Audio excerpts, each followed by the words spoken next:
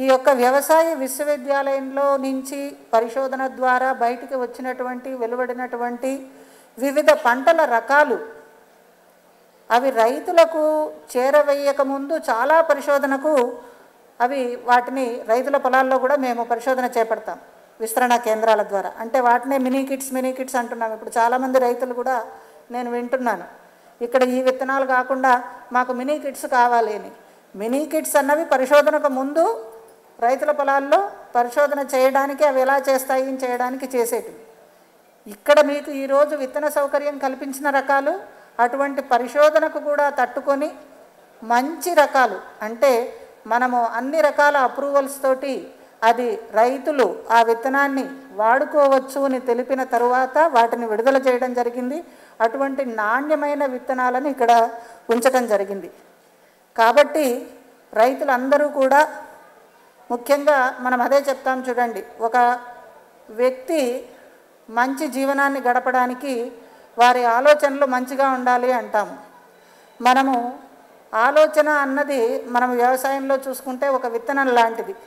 ఆలోచన మంచిదైతే మనిషి మంచివాడు అవుతాడు, అట్లనే విత్తనం మంచిదైతే పంట మంచిగా వస్తుంది. కాబట్టి నాణ్యమైనటువంటి ఈ విత్తనాలను రైతులు ఇంతకుముందు తెలియజేయడం జరిగింది. స్వపరాగ సంపర్కం చేసుకునే పంటలలో మీరు ఈ విత్తనాలను తీసుకున్నప్పుడు ఒక 3 ఏళ్ల వరకు మీరే వాడుకోవచ్చు. అంటే మీ పొలంలోనే ఒక తగు ఏరియాలో, అంటే ఆ పొలంలో కొంత ఏరియాని ఏర్మార్క్ చేసుకొని దాంట్లోనే మంచి యాజమాన్య పద్ధతుల ద్వారా ఎటువంటి కల్తీ లేకుండా వచ్చిన విత్తనాన్ని సపరేట్గా పెట్టుకుంటే అట్లా ప్రతి సీజన్లోనూ ఒక 3 ఏళ్ల వరకు ఆ పంటలలో మీరు విత్తనాలను వాడుకోవచ్చు. అంటే ఆ పంటలు వేసేవారు ప్రతి సంవత్సరము విత్తనమేలాకి వచ్చి కొనే అవసరం లేదు. అదే కాకుండా పరపరాగ సంపర్కానికి చెందినటువంటి పంటలు అనుకోండి, అప్పుడు తప్పనిసరిగా ఇక్కడ మీరు నాణ్యమైన విత్తనాలు వచ్చి తీసుకువెళ్ళాల్సిన అవసరం ఉంటుంది.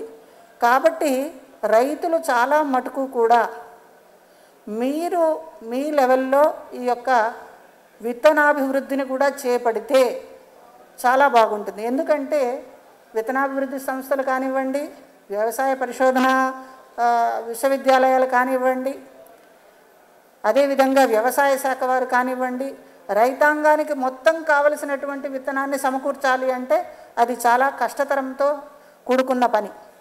కాబట్టి ఈ విషయంలో రైతులందరికీ కోరుకునేది ఏంటంటే, ఇప్పుడు మనకు ఈ FPOs అన్నవి వచ్చాయి. అంటే రైతు ఫార్మర్స్ ప్రొడ్యూసర్స్ ఆర్గనైజేషన్స్ అని, మన రైతాంగానికి అందరికీ కూడా అది తెలుసు.